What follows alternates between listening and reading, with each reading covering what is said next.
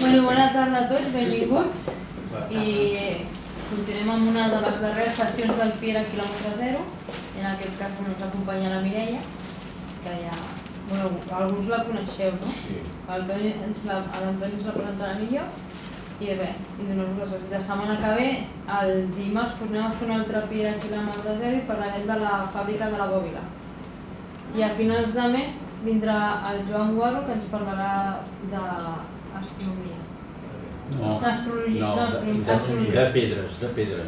El Joan Guarro parla de pedres. De geologia, no? Sí, home, sí, esclar que sí, que és broma. Ah, vale. Ara dic que jo he publicat una altra cosa. D'asteroides, d'estrelles i de la millor del Sol, ja veureu. I de l'eclipse. Ah, també? Sí. Sí, un poquet, però en parlarà, sí. Bé, la Mireia Mestre Acampada, Cal Metge Vidal. És una de les... Vaja, és la casa... Té un escut preciós allà del 1566, que ara sabem que el va fer un tal Colomer, perquè ja l'ha dibuixat un colom, però a més pels capbreus el Ramon Mora va trobar allò d'un tal Colomer. I, home, jo no sabria dir-te si és de Piera, però jo quasi que sí que és de Piera, perquè t'has criat aquí a Piera també. Sí, les millors hores de la meva infància i de la meva joventut les he passat aquí a Piera. Això per descomptat. Doncs ella és conservadora i restauradora de formació. Jo crec que ara fa temps que no fa de restauradora, però no ha deixat mai de ser restauradora. Entenc que jo m'ho interpreto així.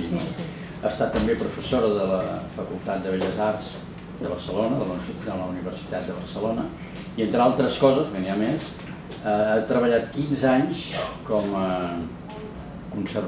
directora, no, com a cap de l'àrea de restauració i conservació preventiva del Museu Nacional d'Art de Catalunya, és a dir, aquell que té les pintures de Sixena, però no en deu saber res tu, no, aquestes pintures?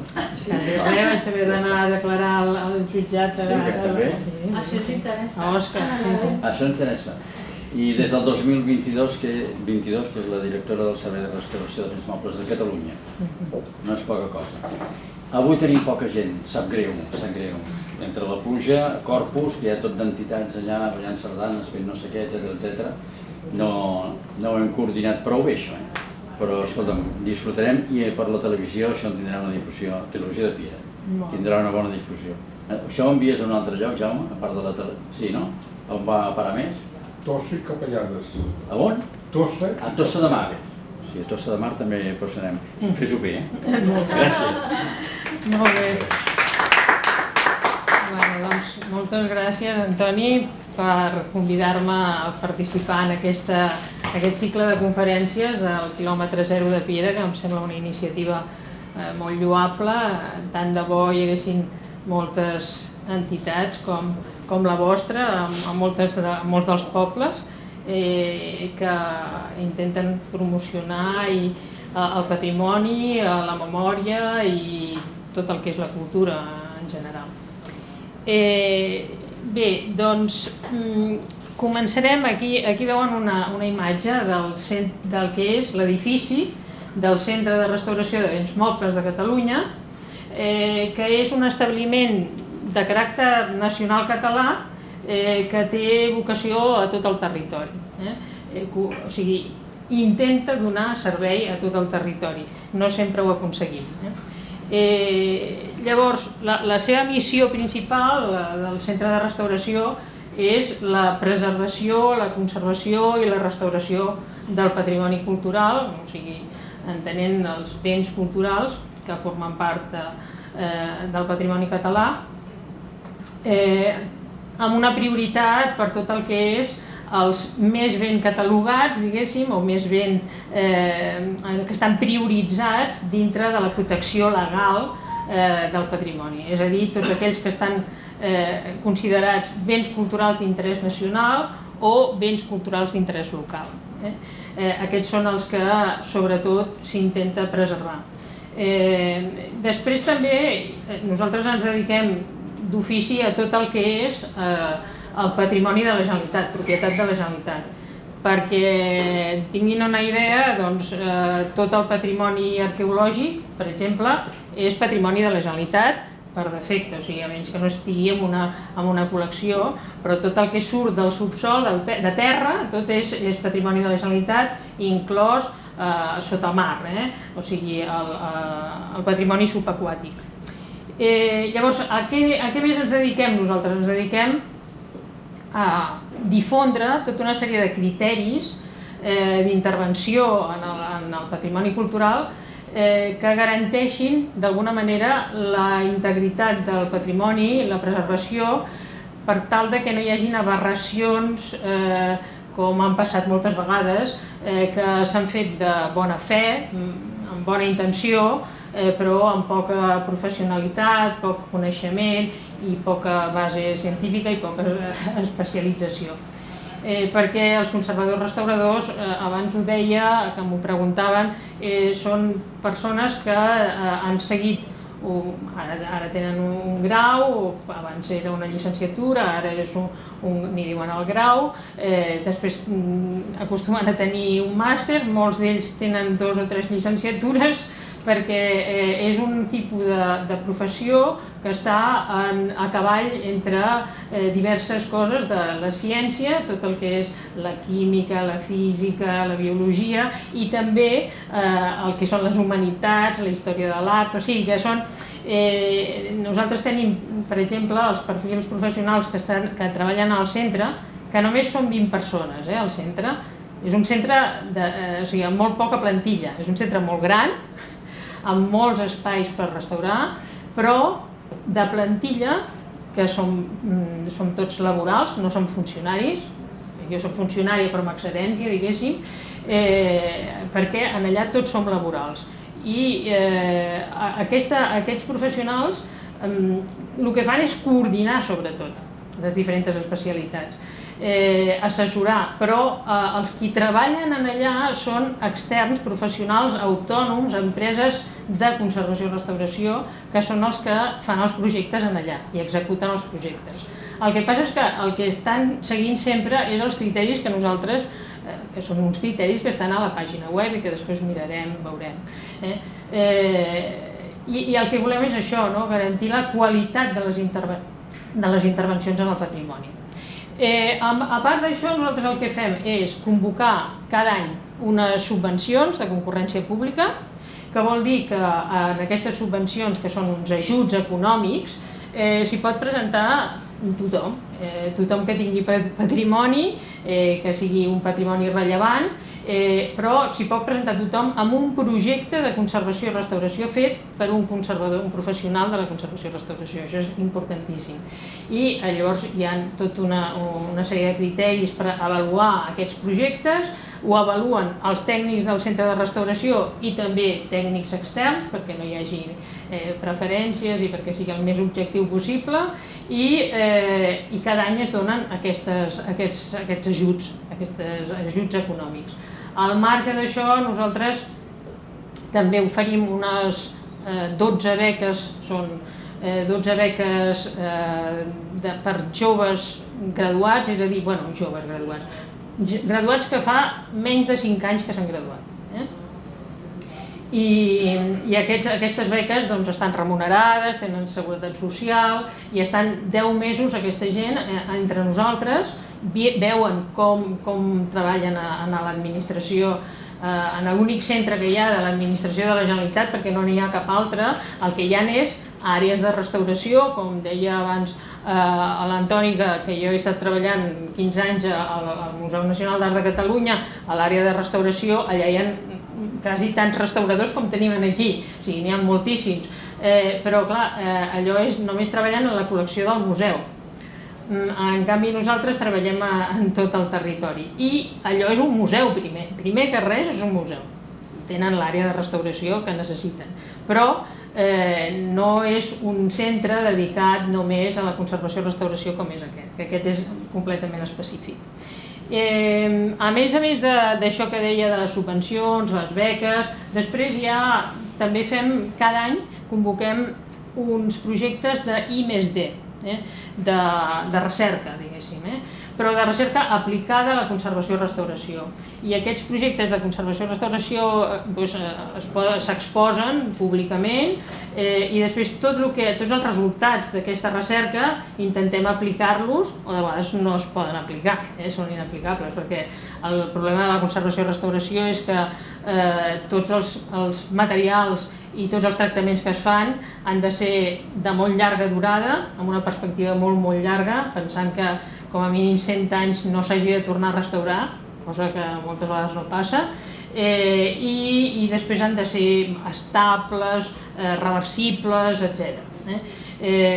O sigui que aquestes són les missions que fem. També fem formació, però pels professionals ja especialitzats, fem formació constantment. Ara acabem de fer un curs d'un sistema de neteja que n'hi diuen Agar Spray, que han vingut 15 professionals en el primer torn i el segon torn 15 més. Vull dir, fem constantment formació per actualitzar els coneixements dels professionals que treballen a Catalunya.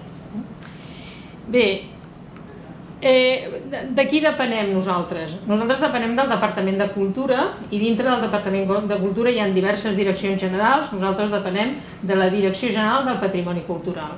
I dintre de la Direcció General del Patrimoni Cultural hi ha l'Agència Catalana del Patrimoni Cultural, d'aquí pengem nosaltres, que és el Centre de Restauració, que he requadrat aquí en vermell perquè veiessin on som. Diguéssim que al ser de l'Agència Catalana del Patrimoni Cultural tenim una flexibilitat i una immediatesa de resposta una mica més àgil que no a tot el departament. I com nosaltres hi ha altres establiments, monuments, museus, com el Museu d'Arqueologia de Catalunya, l'Arqueològic de Tarragona, el de Ciència i Tècnica, el Museu d'Història de Catalunya, el Museu d'Art de Girona. Tots aquests depenem de l'Agència Catalana del Patrimoni Cultural. Bé, i a quin tipus de monument i de patrimoni ens dediquem? Doncs primer de tot a tot el patrimoni que està a museus que no tenen conservadors restauradors en la seva plantilla. Aquests poden recórrer a nosaltres. A tots els arxius que tampoc tenen conservadors restauradors, perquè hi ha arxius que tenen conservadors restauradors, com l'Arxiu Nacional de Catalunya, però molts no. Museus, arxius, monuments i tots els monuments siguin privats o siguin públics, per descomptat, nosaltres si són de rellevància patrimonial també hi intervenim. És igual que sigui patrimoni mundial com les esglésies de la Vall de Boí, aquí veuen Sant Climent, el claustre de la Catedral de Tarragona, els jaciments, tots els jaciments, però els jaciments poden ser municipals, de gestió municipal, però clar, tots els jaciments hem de supervisar-los, esglésies, castells, en fi, també aquí veuen uns elements de baixant, em sembla que és la Catedral de Tarragona també, que estan baixant els capgrossos i tota la imatgeria popular també ens en fem càrrec, els retaules, la Biblioteca de Catalunya, en fi, tot això, el Palau Moja, les cases museus com el Prat de la Riba, quan dic retaules és igual que siguin de pedra, que siguin de fusta, en fi, o Presidència, el Palau de la Generalitat, doncs tot el que és el Saló de Sant Jordi que acabem de restaurar, que nosaltres hem fet l'extracció de les pintures sobre tela i hem recuperat l'arquitectura renaixentista amb les pintures murals de l'època. Bé, doncs això és el que ens dediquem, però també ens dediquem a, per exemple, ara estic passant una fotografia dels Munts, d'un jaciment molt important que hi ha a Altafulla, a Tarragona, i que va patir, per exemple, unes inundacions l'any passat importants, perquè és un jaciment que té restes, és d'una vila romana això, i que té restes de pintura mural molt importants, mosaics també molt rellevants. Doncs tot això es va inundar perquè cada vegada passarà més amb el tema de l'escalfament global i el canvi climàtic. Està influint moltíssim en el patrimoni i està malmetent moltes coses. Llavors hem de prendre mesures. Nosaltres el que ens dediquem molt és a avaluar els riscos, a intentar fer prevenció i després, si no ha funcionat tot això, llavors a fer el rescat que cal. Bé, doncs...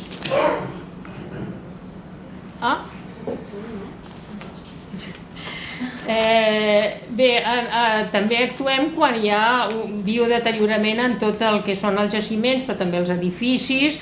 Per exemple, això que estan veient aquí són nius que fan unes vespes precisament als Munts, a Tarragona. Però aquí veuen els atacs de xilòfag, que això és generalitzat a tot arreu, el famós corc, o el problema de fongs, que és també quan les condicions mediambientals no són favorables, doncs d'espores n'hi ha a tot arreu, Amb la pols sempre hi ha espores. El que passa és que no creixen els fongs si no es donen les condicions ambientals idònies per poder créixer. I aquí veuen, per exemple, la basílica de Sant Cugat del Vallès, del claustre de Sant Cugat del Vallès, plena de vegetació, i després amb els tractaments que fem, que són totalment innocus i que no són tractaments químics, sinó que intentem fer el màxim de verd possible en el sentit d'inocu, doncs tractaments perquè no tornin a créixer les plantes, però no s'utilitzen ja herbicides per res. Bé, també en el món dels museus una de les coses més importants és tot el que està, el que n'hi diuen a la reserva. Vol dir en els magatzems dels museus, a les reserves dels museus, i això normalment hi ha un problema d'organització, de gestió i d'espais, que nosaltres intervenim amb una metodologia que n'hi diuen REORC, aquí veuen REORC Catalunya, que és una metodologia que promou un organisme internacional que n'hi diuen ICROM, que depèn també de la UNESCO, com l'ICOM de museus, però és ICROM, que és de conservació i restauració, i bé, hi ajudem a que en un mateix espai, sense haver de muntar, o sigui, de crear nous edificis i de crear grans espais, doncs optimitzin l'espai, densifiquin una mica, que tots els objectes siguin accessibles i que no estiguin barrejats els objectes amb, per exemple, mobiliari museogràfic, d'exposició, que això ha d'estar en un altre espai. Aquí veuen una tècnica que el que està fent és adequant tot el que són la indumentària, utilitzant els mateixos espais que té el propi museu, ordenant coses que potser estan en caixes d'aquesta manera, posant-ho perquè sigui visible pels investigadors, pels comissaris d'exposicions i perquè tot estigui ubicat, documentat. En fi, és una feinada, però s'ha de fer perquè si no els museus que van acumulant en les reserves i només van dient és que no tenim prou espai. No és un problema d'espai, sinó moltes vegades de gestió d'aquest espai i del mobiliari que tenen. Després també actuem en temes de salvaguarda. Abans hem vist un jaciment que era el dels Munts amb aquella inundació.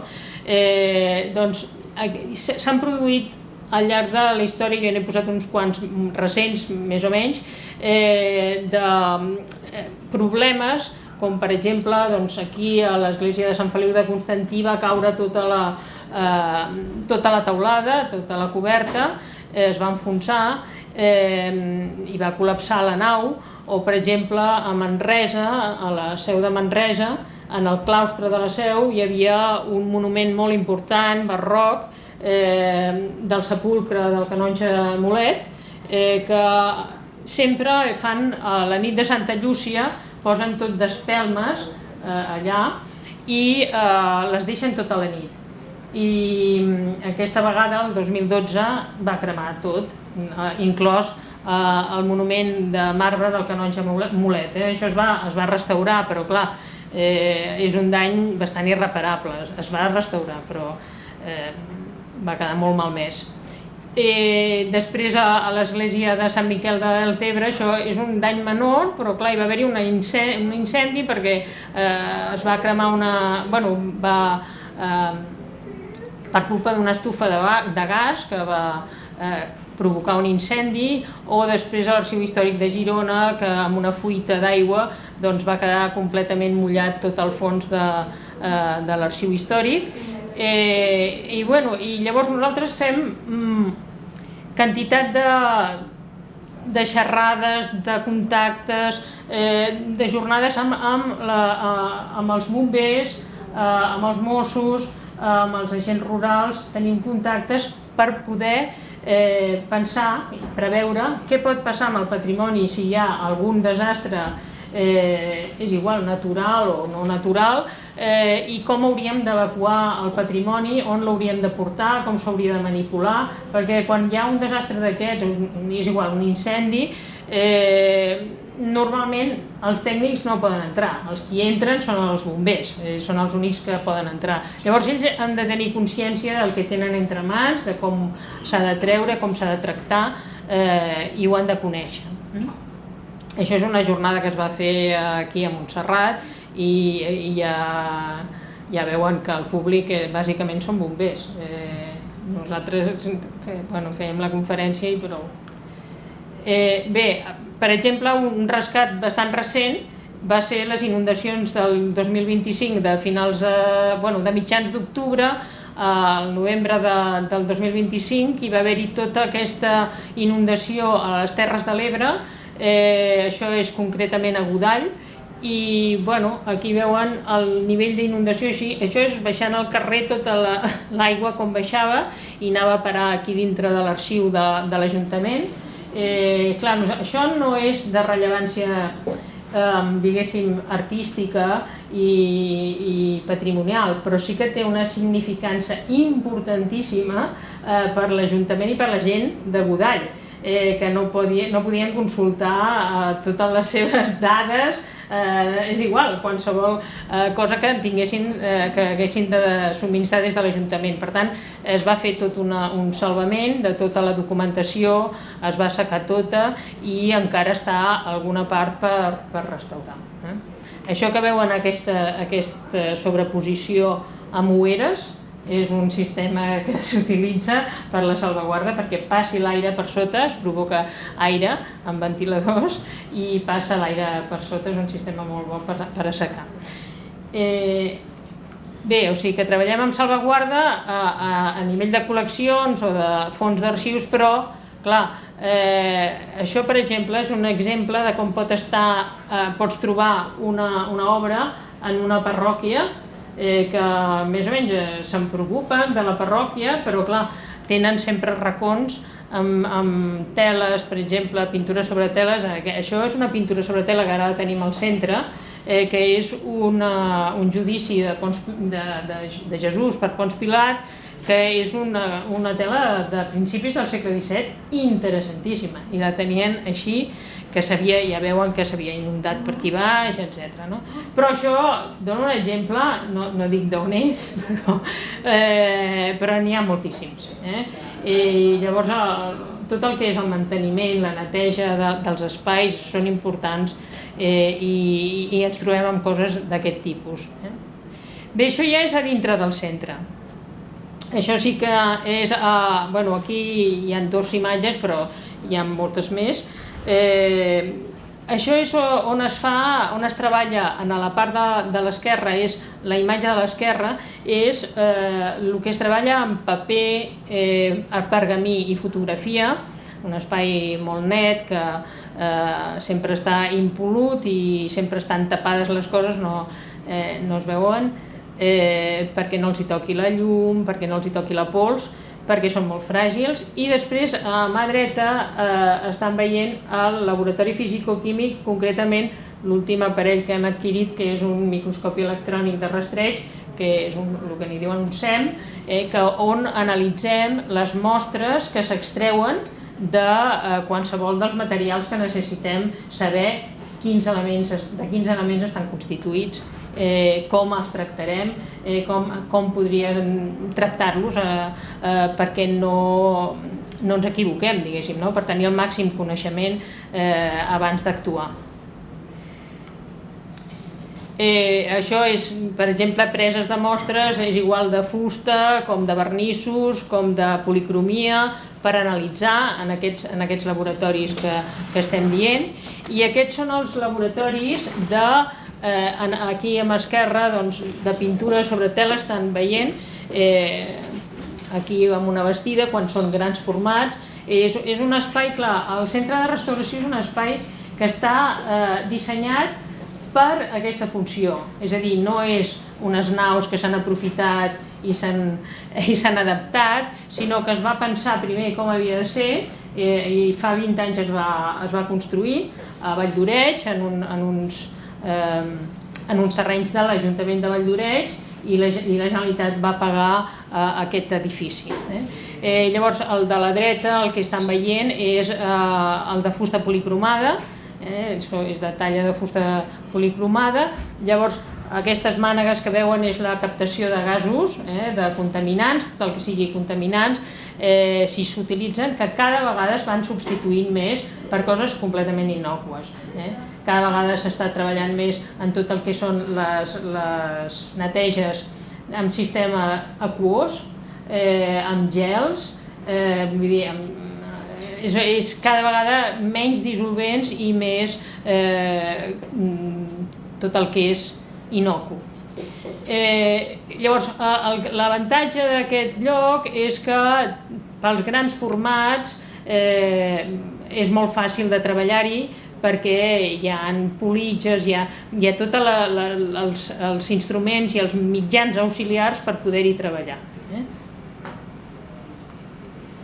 Bé, aquests són els criteris que els deia que estan a la pàgina web, aquí veuen on es poden trobar, al centre de restauració, i després estan més desenvolupats aquí.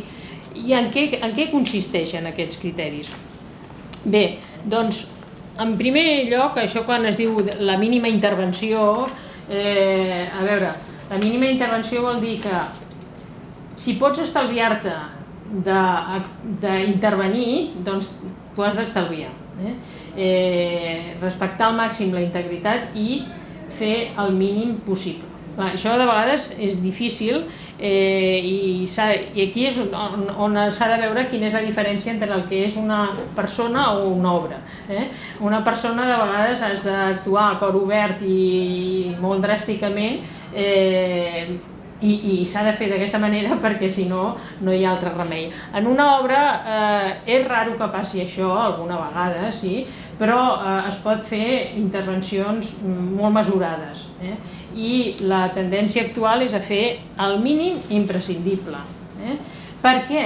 Per què això? Perquè al cap dels anys nosaltres ens anem trobant que moltes de les coses que s'han fet en restauracions anteriors acaben provocant alteracions.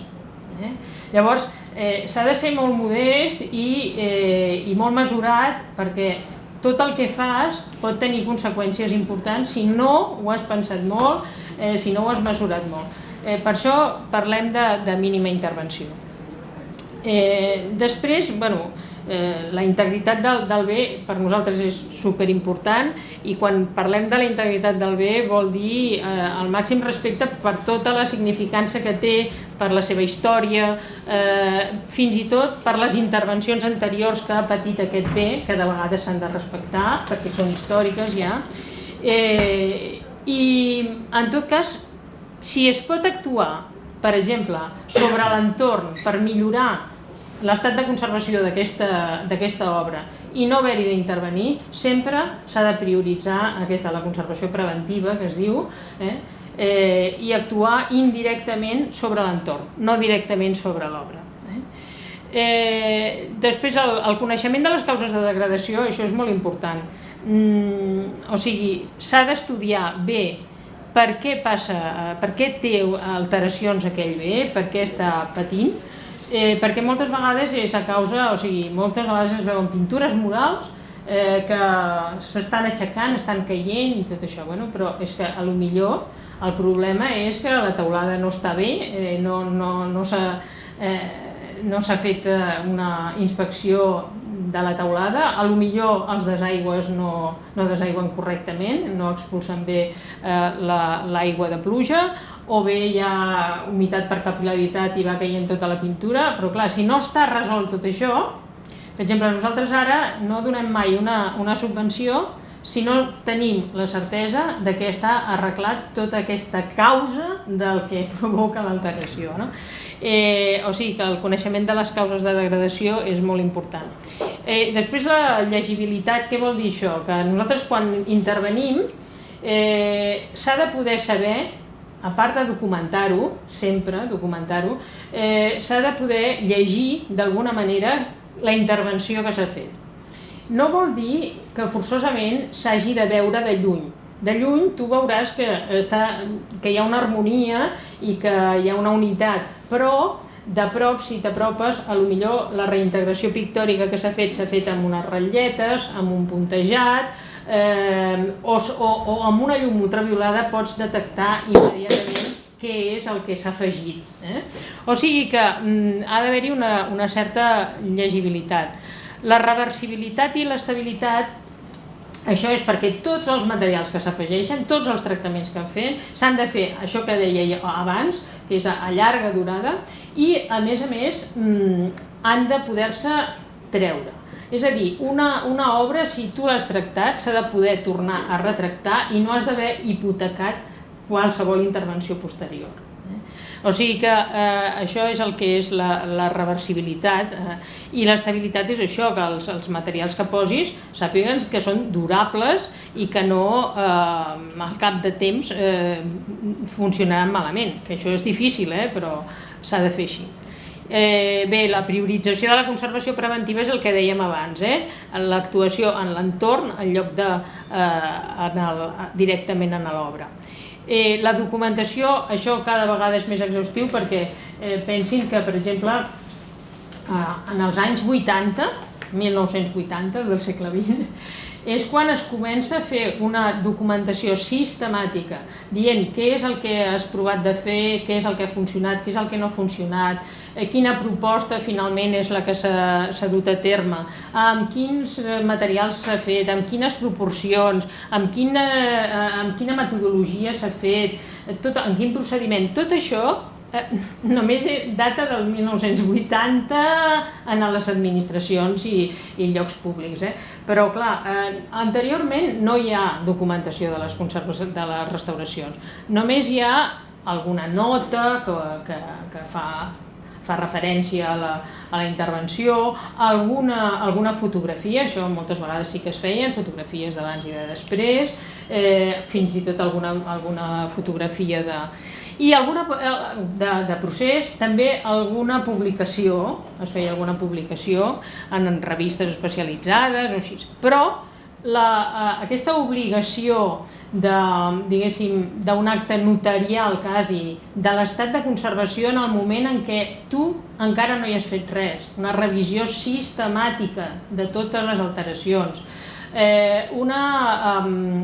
no només amb l'organolèptic, diguéssim, l'examen organolèptic, sinó tot el que és la presa de mostres, les analítiques, tot això no es feia tan sistemàticament abans, o si es feia no es documentava, i per tant no tenim referències moltes vegades. De vegades en revistes locals hi ha alguna referència, la documentació d'arxiu és molt important.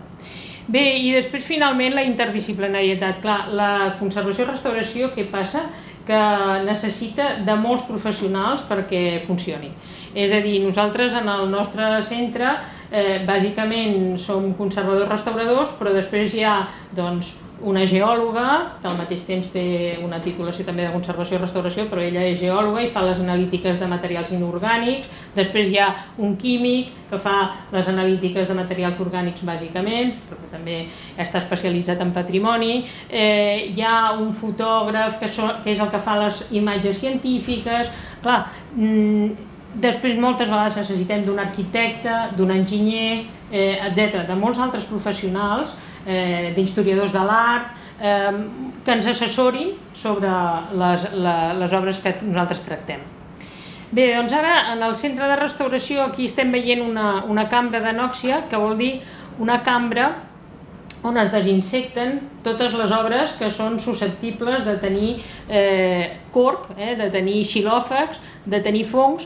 Aquí es posen, es tanca aquesta cambra hermèticament i aquí s'injecta un gas inert, nitrogen en el nostre cas, que hi ha un generador de nitrogen, i va baixant l'oxigen fins al 0,01 i es manté amb aquesta atmosfera modificada, diguéssim, es manté fins entre un mes i 21 dies o un mes, depèn de la quantitat i del gruix de les obres.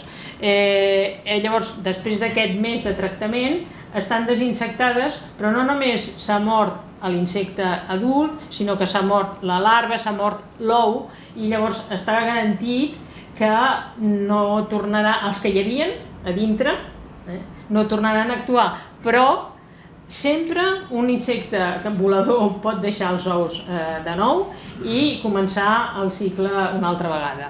En tot cas, el que serveix és per assegurar que està desinsectat i que si es manté en les condicions que calen, en principi no es tornarà a insectar. Bé, aquí veuen, per exemple, a l'esquerra el plató fotogràfic on hi ha el fotògraf, que és el que fa tot el que són les fotografies científiques, les imatges científiques amb diferents radiacions, radiacions ultraviolades, radiacions infrarroges, amb llum rasant, etc. I documenta sistemàticament totes les obres que entren al plató, que entren al centre, i que es registren amb un número de registre.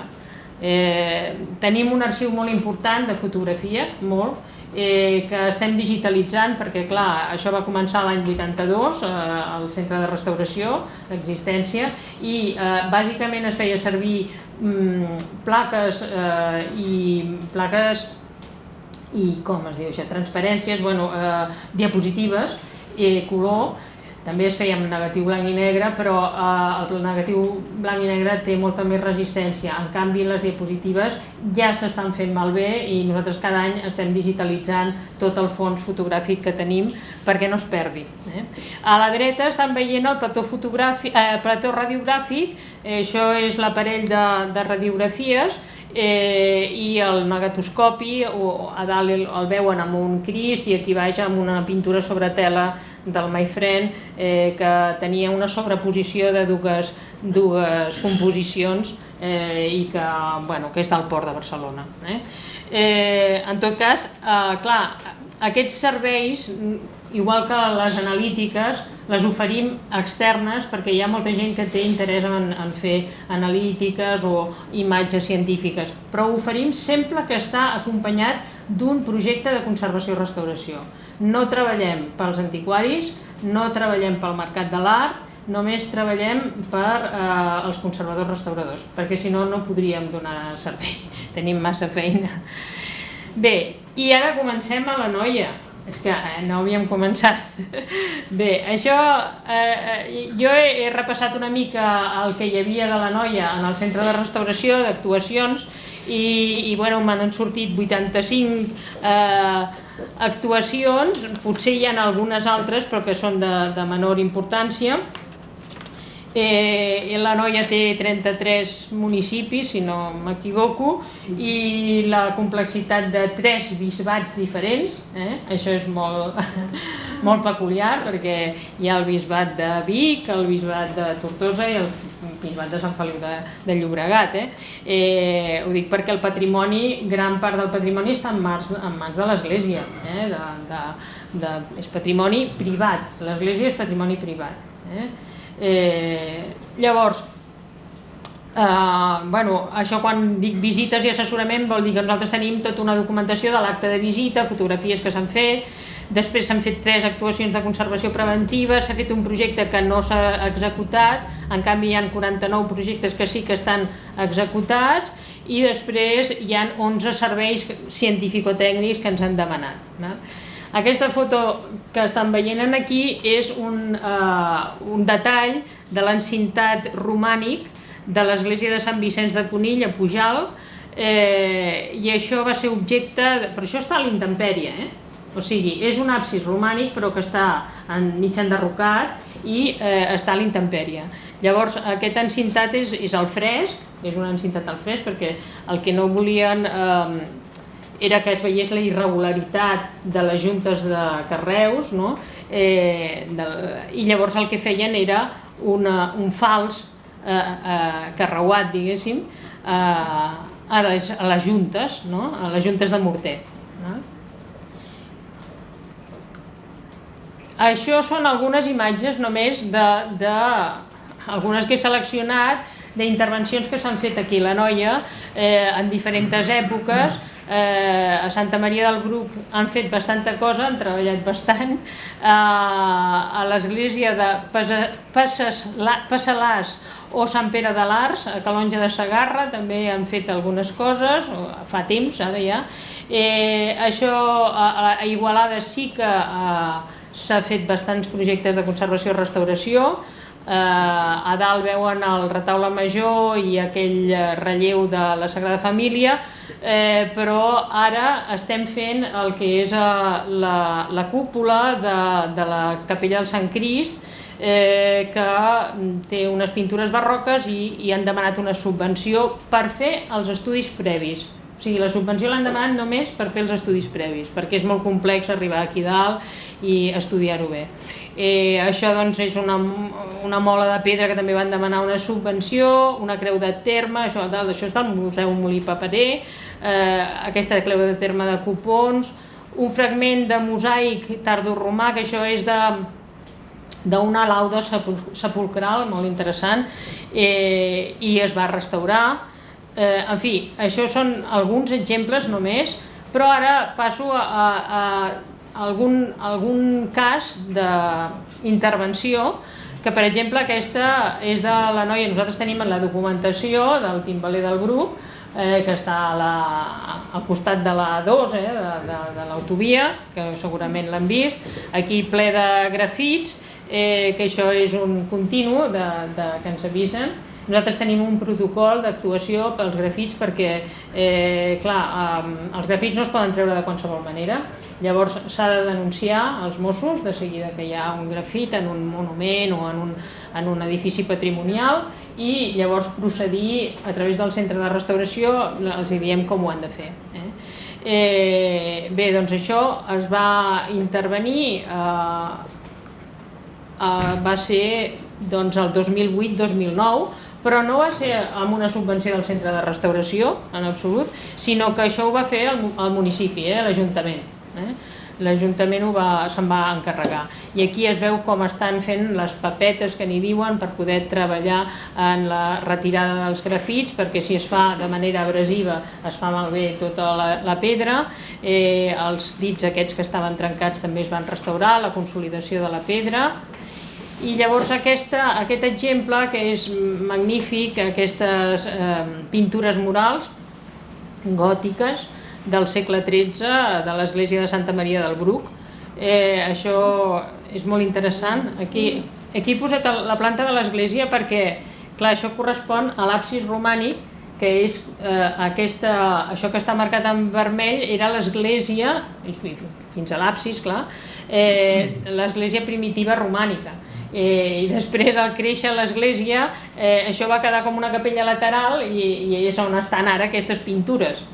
Però són unes pintures molt interessants que s'han anat restaurant amb diverses subvencions, no amb una sola, i ara veuran aquí els detalls de com s'ha estat fent.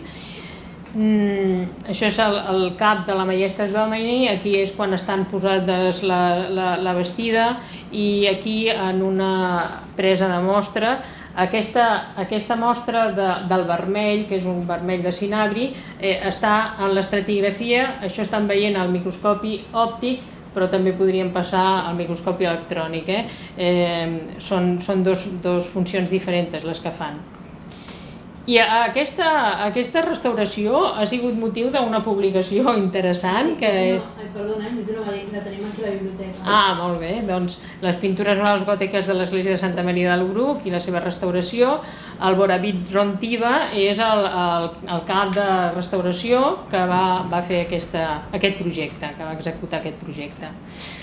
Després passo a una cosa completament diferent, que és de la Pobla de Claramunt, un estendard de la Societat Coral La Lira, que aquí diu Agrupació Coral, Pobla de Claramunt, que és del 1922, que se'ls hi va mullar i que va caure, va quedar molt malmès, i va caure aquest medalló central que estava pintat, es va atacar tot i el van portar a restaurar. El van portar tot mullat, humitejat tot, i llavors una cosa que no he dit abans és que per nosaltres tot el que és la recerca d'arxiu de les fotos antigues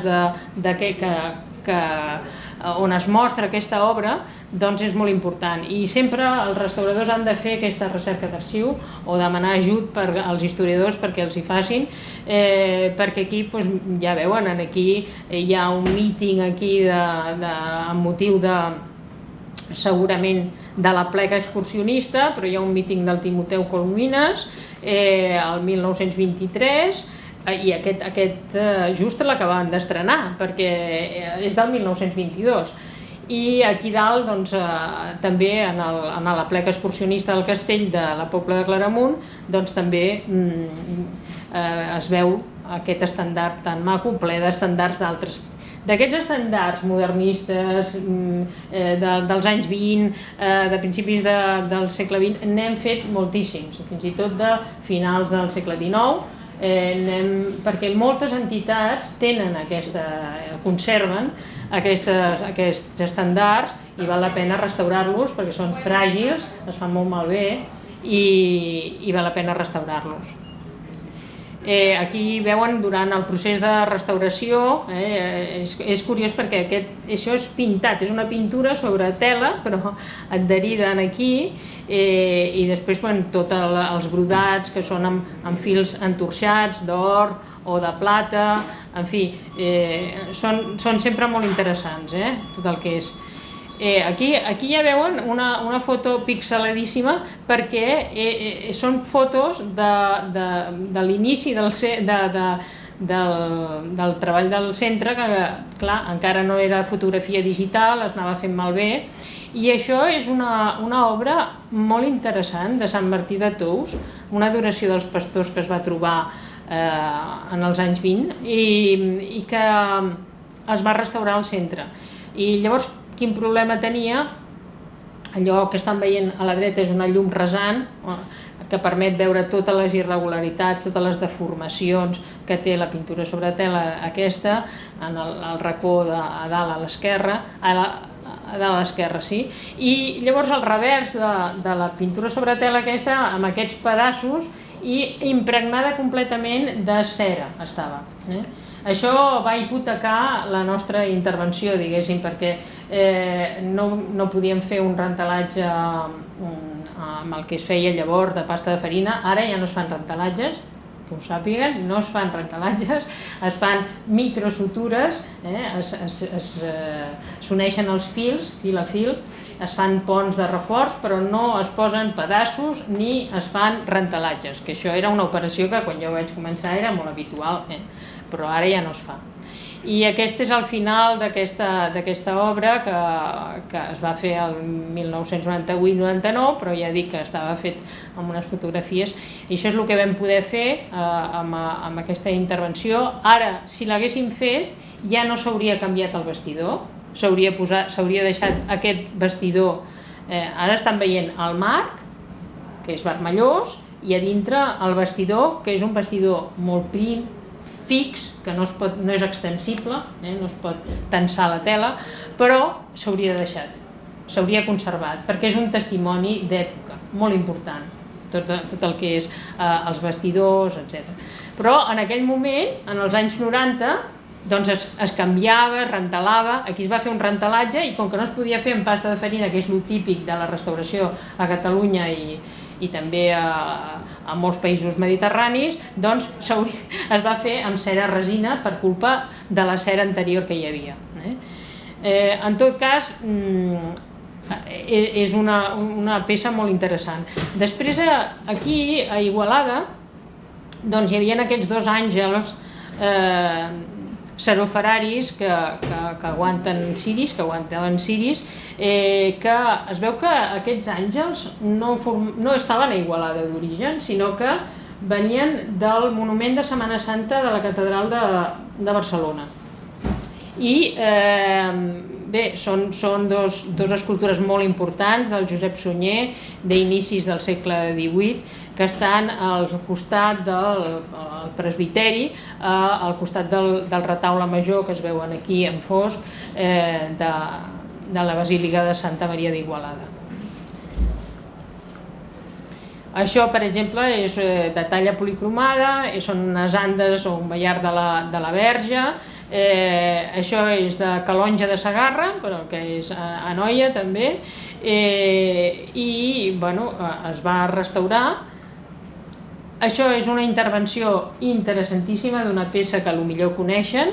Això està a l'Escola Pia d'Igualada, al Santuari de la Mare de Déu de la Pietat, i és la Pietat de l'Abastre, que és una peça petiteta així, no més gran que això. Ho dic perquè no s'imaginin una Pietat de Miquel Àngel. Això és una Pietat d'inicis del segle XV, molt interessant, de moltíssima qualitat, i que havia caigut, la fan processionar encara, aquesta Pietat, i havia caigut durant la Guerra Civil, llavors l'havien restaurat, i vam veure quin era el problema que tenia amb una radiografia a la base, i llavors el restaurador, que és el Javier Chillida, doncs és el que va fer aquesta intervenció, va fer aquesta proposta, i s'ha restaurat i s'ha publicat, perquè no els hi he parlat, però nosaltres editem també una revista que es diu Rescat. Aquesta revista està online i la pot entrar tothom, i publiquem, aquí he posat només un tros de l'article de la Mare de Déu de la Pietat, però és un article bastant llarg, de bastantes fulles, on es veu exactament què s'ha fet, amb què s'ha fet, amb quins productes, què és el que ha funcionat i què és el que no ha funcionat, les anàlisis que s'han fet de l'alabastre, que s'han contrastat amb totes les altres obres del mestre de Rímini i que ha confirmat que l'atribució era correcta.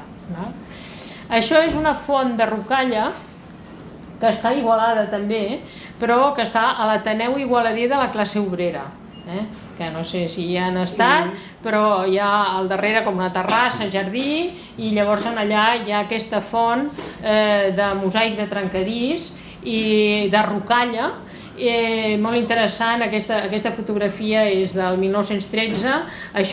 La segona fotografia és d'arxiu, però no sabem de quina data perquè no està datada, però clar, estava plena de molsa i de vegetació, i bé, i nosaltres quan vam començar la vam veure així.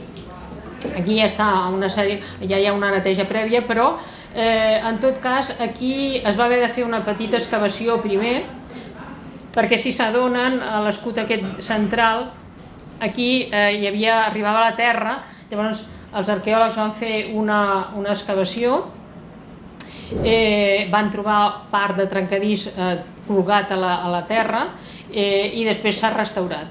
S'ha restaurat amb un criteri molt molt respectuós. Ho dic perquè això, per exemple, en monuments com el Parc Güell, el Parc Güell que té tots aquells bancs de trencadís, clar, allò que s'ha fet, tots els fragments de trencadís que estaven mig trencats, que no tenien tot el que és el vidriat de sobre, doncs això s'ha substituït per fragments nous. Nosaltres no estem en contra d'això. Nosaltres el que fem és arribar només a posar el biscuit, diguéssim, i deixar-ho amb el biscuit, no inventar-nos res, perquè les úniques fotos antigues que tenim d'això són en blanc i negre. Llavors, quin color poses en el lloc on no hi ha... Per tant, nosaltres ho hem deixat d'una manera molt respectuosa. Bé, i aquesta ja acabo, perquè aquesta és la que estem fent ara a Igualada, que és el que deia la capella del Sant Crist, de la Basílica de Santa Maria d'Igualada, que és una cúpula que aquesta ha patit diverses intervencions i llavors està molt enfosquida. A part de que aquí van cremar el retaule a la guerra a dintre, a la guerra civil, i per tant es va fumar completament. Però després té intervencions, una intervenció del 1984 que hi ha constància d'aquesta intervenció, encara que no diu què hi van fer, i segurament hi devien de fer una neteja que no devia ser molt escrupulosa i van posar algun vernís que s'ha enfosquit encara més. De tal manera que ara es farà, amb aquesta subvenció que els hi hem donat, es farà tots els estudis previs. Aquí he posat la planta de l'església i es veuen a la D, és on hi ha aquesta cúpula, a la lletra D, i això és el dalt de la cúpula, a l'estat en què està ara, clar, està ple de pols i això també s'haurà de netejar. En canvi, les petxines aquestes no són del Francesc Tramulles, que és un pintor molt important del barroc català, sinó que són unes afegides, o sigui, un pintor del segle XX, Miquel Llacuna, que va treballar molt aquí a l'església de la Basílica de Santa Maria d'Igualada, i va anar pintant. Bé, doncs, jo només voldria dir que, a veure, el patrimoni cultural, tots estem d'acord que ens identifica molt, que d'alguna manera ens fa recuperar la memòria col·lectiva, però jo el que intentaria dir és que la manera en què tenim cura d'aquest patrimoni, la manera en què nosaltres el mantenim, l'intervenim, el cuidem, doncs és una declaració de valors també. Encara que els valors van evolucionant al llarg del temps i van canviant, també ens retrata la manera de cuidar aquest patrimoni. I per això jo crec que ens hem d'esforçar perquè el puguem passar a les generacions que vindran. Aquesta és la meva conclusió.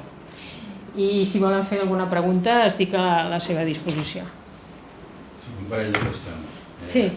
Les proves del carboni 14 també les feu vosaltres? No, no les fem nosaltres, ho donem a fer. Hi ha coses, hi ha proves que nosaltres no podem fer i llavors les encarreguem. Sí. Abans tot el que era el microscopi electrònic ho fèiem a les universitats, ho fèiem o a l'Autònoma o a la UPC o a la UB.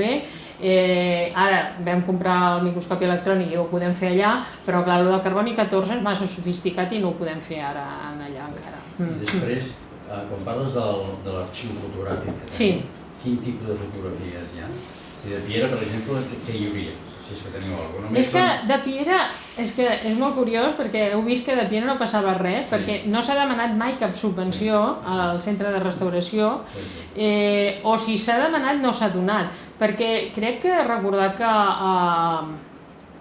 aquests vitralls de la parròquia, que són més o menys moderns i que van demanar almenys un assessorament o volien demanar una subvenció, no se'ls va donar aquesta subvenció, segur que no. Per tant, de Piera no trobaràs res. De Piera no, però d'altres pobles sí. O sigui, hi ha un seguiment des de l'any 82 hi ha no només un arxiu fotogràfic, sinó un arxiu documental important de totes les memòries d'intervenció. Després ja només una última cosa. El dia que puguis, passa't per l'església i a part de veure les pintures que el Josep hi té molt de carinyo, també mirar-te la Mare de Déu de l'Abastre que tenim i un escut que hi ha fora, allà fora la plaça, més que res perquè transmetis més amunt el valor que pot tenir això, perquè siguem capaços de dir sí, que això té molt valor, demanem restaurar-ho. Sí, però la sol·licitud de visita i d'assessorament nosaltres volem que sigui formal. Perquè jo li deia a la Mireia, no la directora, No, aquí, al Centre de Restauració, crb.cultura.gencat.cat o al meu mail, és igual, però t'enviem un formulari de sol·licitud i allà has d'adjuntar unes fotos i has de posar una... Això ho ha de fer un particular? Per què ho fem així? Bueno, ho pot fer un particular, però clar, nosaltres ens posem en contacte amb la parròquia o amb l'Ajuntament o amb qui sigui, saps? Ha de ser formal. I llavors, a partir d'aquí, s'arrenca tot l'expedient, diguéssim.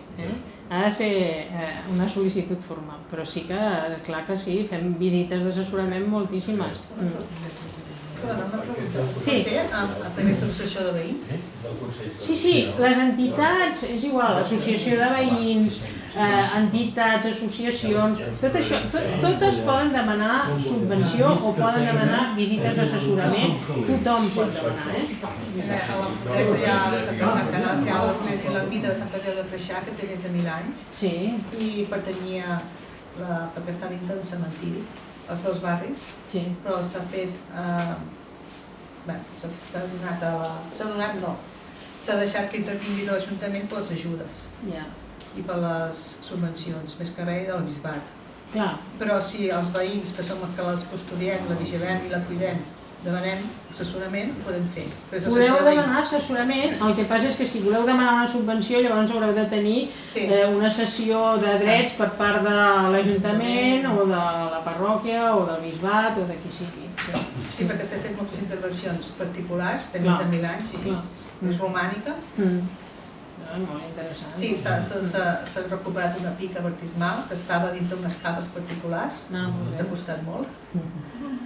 I, bé, sí, tothom té dret a accedir. I sé que algun veí ha fet alguna restauració pel seu compte, hi ha una figura... Això és molt perillós, Sí, hi ha una figura que és un Sant Sebastià, que el van pagar 4 famílies de la Fortesa i tinc entès que van fer una mica d'intervenció, que encara no sé com ho van fer, qui ho va fer, i és el que vulgui també averiguar. Bueno, potser sí que tenen una documentació i potser ho han fet amb un professional, No, amb bona intenció, però no sé... Sí, clar, però amb bona intenció és quan passen els ecteomos, per exemple.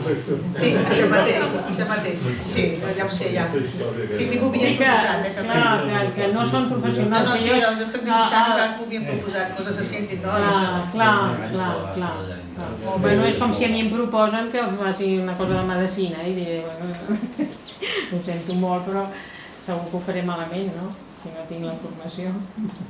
Ara parlant de Santa Creu de Creixà, sí que l'Ajuntament ha aprovat sol·licitar una subvenció a la DIVA, a la Diputació de Barcelona, està tramitat.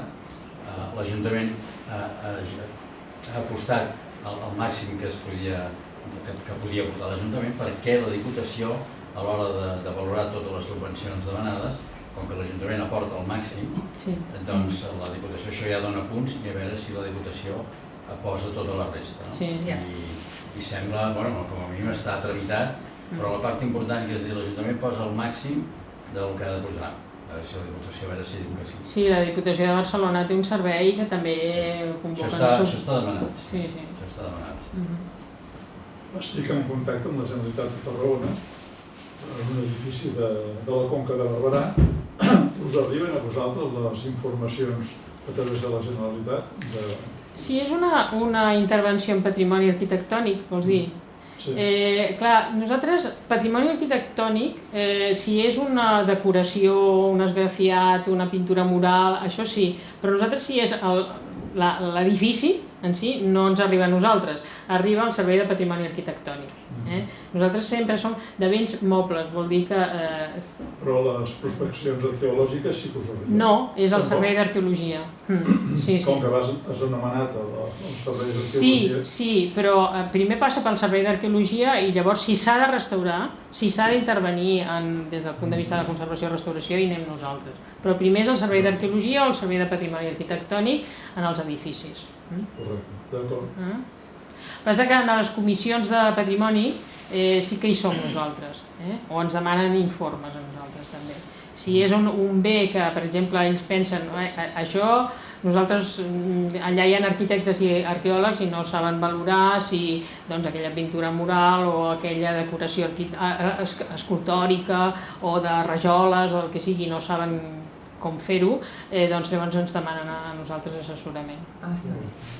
Jo volia preguntar això, si hi ha una masia catalogada particular per això i volem assessorament de com recuperar unes pintures murals que es van tapar fa 40 anys, això ho podem preguntar a nosaltres?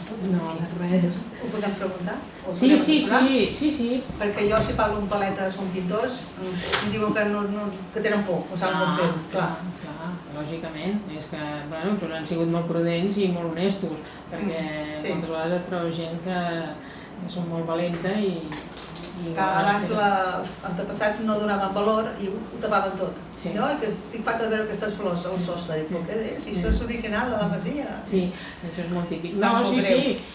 Vostès poden demanar que nosaltres fem visites a tot arreu. Estem cansats de... Pensava que només era patrimoni públic. Sí, patrimoni rellevant, però si està catalogat, ja està, ja és rellevant. Vol dir que està protegit legalment. Perfecte. Molt bé. Gràcies per l'atenció.